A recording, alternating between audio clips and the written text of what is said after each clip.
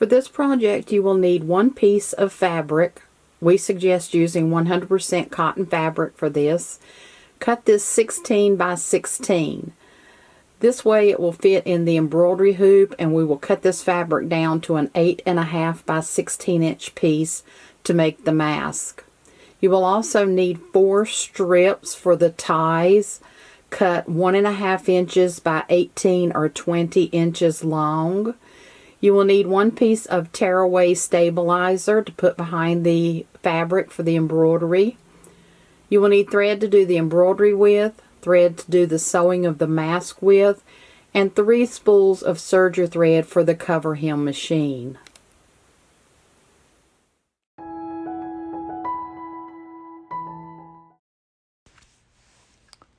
The words were created in the Tajima Writer Plus software.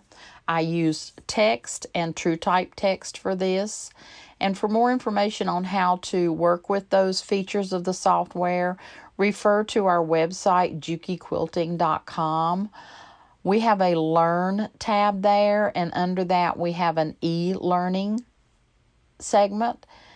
There's a document in there called Creating Text, and that will give you all the information on how to bring the text up, manipulate the text, resize it, and how to get your fonts and how to work with your TrueType fonts. I've loaded my design onto the USB stick, and I've put the USB stick into the machine. So now I need to go and select my design. I'm going to touch the flower, USB, and I have named it Face Mask 2, so I'm going to touch that. Touch Set to bring it into my sewing screen. And as I was digitizing this or creating the text in the software, I used a couple different colors so that I could see some variations as I was creating this.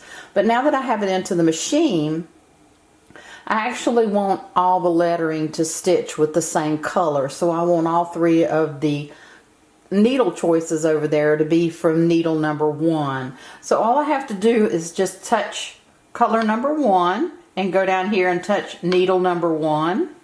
Touch color number 2, needle 1, 3, needle 1. Now you can see all 3 of those are going to be pulling the color from needle number 1, so I won't have any different changes of color there. I've actually selected a nice variegated color for this. So the next thing that I want to do is touch Set so that I can bring it into my hoop and align it. Going to touch Tubular because that's the hoop that I'm going to use, is the large tubular hoop. Set. And now I have to position this in my hoop where I want it to stitch. So now I'm in the screen where I can position my design in my hoop area. So I have some choices here. Do I want to position it so that it starts up in the top left of my hoop, or maybe the bottom right, or the center? And I like to line mine up in the center. So I have touched the center, and you see that highlighted there. I'm going to touch Set. Now it's bringing me into my move screen, and this is where I'm actually going to move the laser crosshairs and line them up with the center of my hoop. And by doing that, I would actually touch these. So you can see the hoop is moving as I touch. And if I get it just about right and I think, oh, I need to move it just a little bit more, but when I touch this, it moves too much. If I touch the green dot in the center, it turns gray. And now when I touch the arrows, they're doing very small moves. So I can line this up exactly where I want it very easily. When you have it placed where you want it to begin stitching, and mine's placed in the center of my hoop, Set. Tracing is executed. Yes, it's going to trace around the design area that I'm going to be stitching in. And this actually traces around the area of the design. It doesn't just give you a big box around there. It's tracing the outside perimeter of all those letters, the lettering words that I have put in the hoop.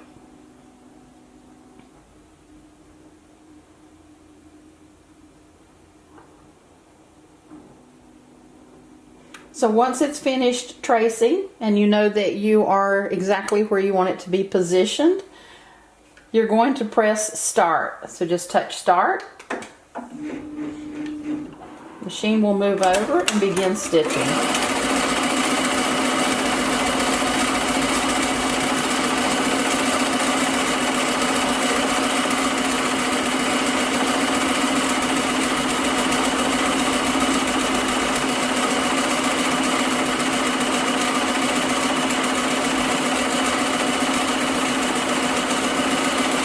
So I'm going to let this stitch out and then we will come back and start making our mask. And here's my design all stitched out. I'm going to remove it from the hoop now and pull the tearaway away from the back.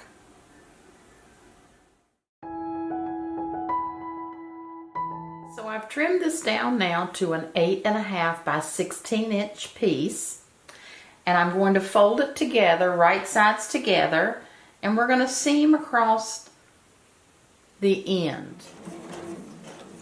So we need to leave a 2-inch opening so that we can turn this right side out later. So place a mark there, leaving about 2 inches. That'll be your start and stop mark. Sew down to the mark. Back stitch. And I just lift the needle out of the fabric in the presser foot and I just slide down to the next area I'm going to be stitching.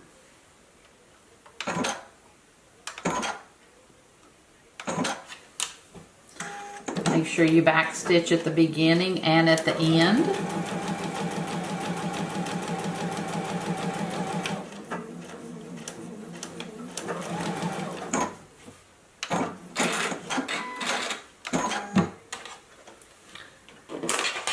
And I now have my seam allowance. So what I'm going to do is open this up and take it to the iron and press this seam open. And then when we come back, we're going to talk about top stitching the seam down and finishing the mask. I now have my seams pressed open. I have my 2-inch area here for turning later on. But I want to top stitch this seam down. I want to be a 1/4 of an inch away from the actual seam. So I've put my 1/4 inch foot on my machine. I'm going to line this up so that the seam is to the left of the presser foot. I'll drop the presser foot, and as I sew, right up next to that seam to top stitch this down.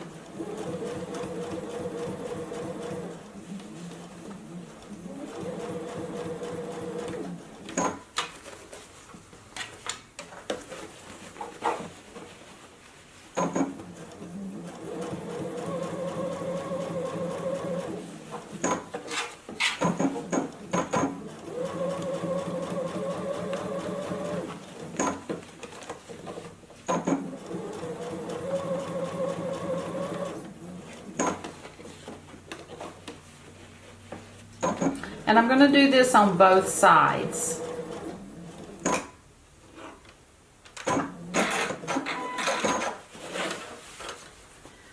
So you can see that I actually have a top stitch right there to hold the seam down, and I'm going to do that on the other side as well. I've top stitched both sides of the seam down to hold them in place. So the next thing we need to do are to make the ties for the mask. And to make these ties, we're actually going to be using the cover stitch machine to make these. By using the cover stitch machine, they'll have nice clean finishes on the back side, and it'll just be a very easy way to make the 4 ties that we're going to be putting on the mask.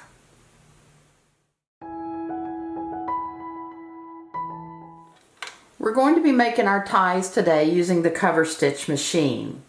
Take the ties to the iron, press the end down about 1/2 of an inch, and then press it into thirds.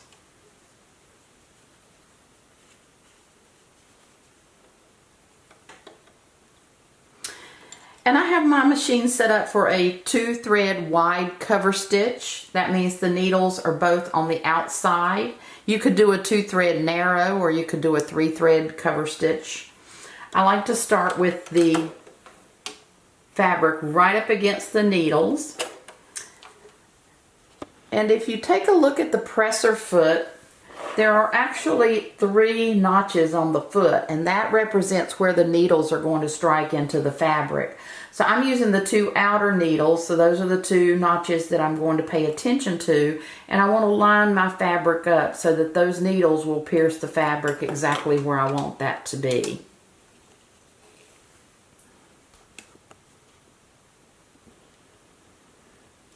Now we're just going to run our ties through the machine, keeping them straight. So watch those notches. And you can keep this running straight into the machine.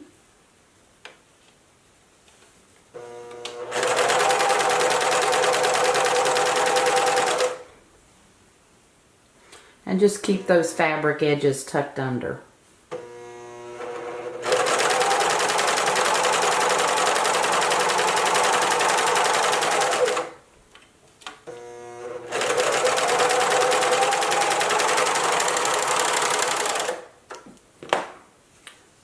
And there is your stitching, front and back.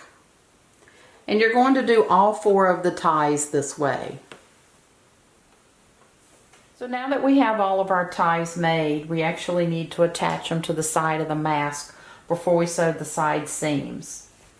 So take one of the ties, stuff it inside, right sides together, and you want to mark down the side seam about 1.5 inches from both ends, and that's where you're going to position your ties. Take the tie and put the right side down against the right side of the front of the mask and pin it into place. Take another tie and I stuff it inside. This way it'll be the proper placement when we go to turn this. Again, right side of the tie against the right side of the fabric, wherever you've marked the placement for that. And pin this into place as well. Now we're going to sew down our side seams now. And I use a 1/4 inch seam when I'm sewing this. So make sure that your ties are tucked inside, or they will not be placed correctly when you turn this right side out. I'm using our 1/4 inch piecing foot again because now I want to use a 1/4 inch seam. So as I position the edge of that fabric right against the right side of that foot, I'm going to be getting a perfect 1/4 inch seam. Take the pins out as you get ready. So I have the edge of my fabric placed against the right side edge of my presser foot, and I'm just going to sew down with a 1/4 inch seam allowance.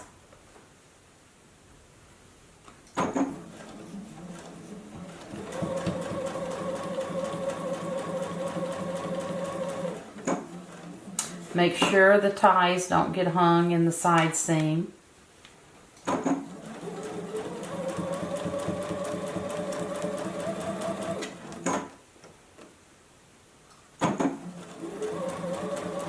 When you get to the end, you want to back stitch. You also want to back stitch at the beginning.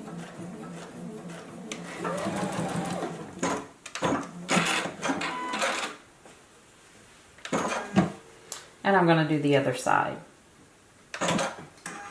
Start at the beginning, take a few stitches, touch the back stitch.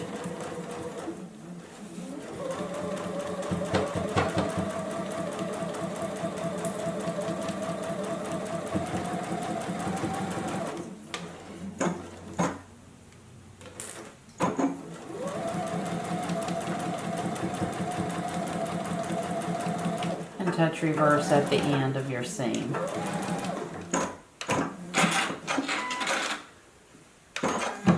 Now my side seams are complete. So once we have both of our side seams sewn, we're going to turn all of this through that 2-inch opening that we had when we did the seam. You might want to use a point turner to get all the points nice and crisp. Just pull everything through.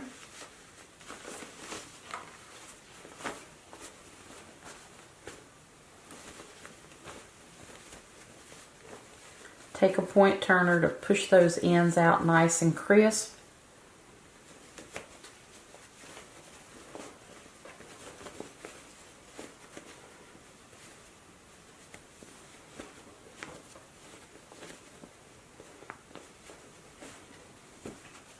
Take all of this to the iron and press it.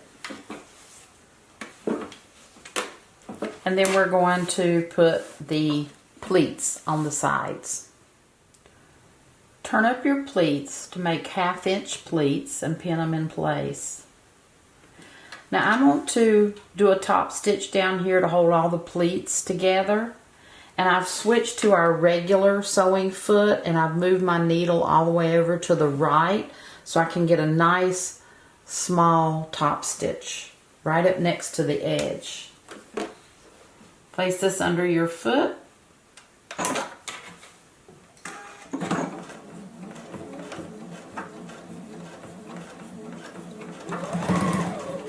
And sew over those pleats.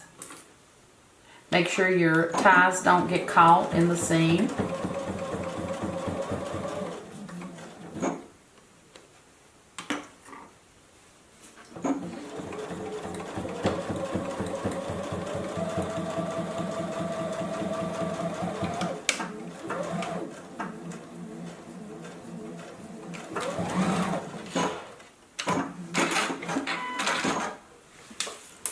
And trim those threads and you have your mask finished.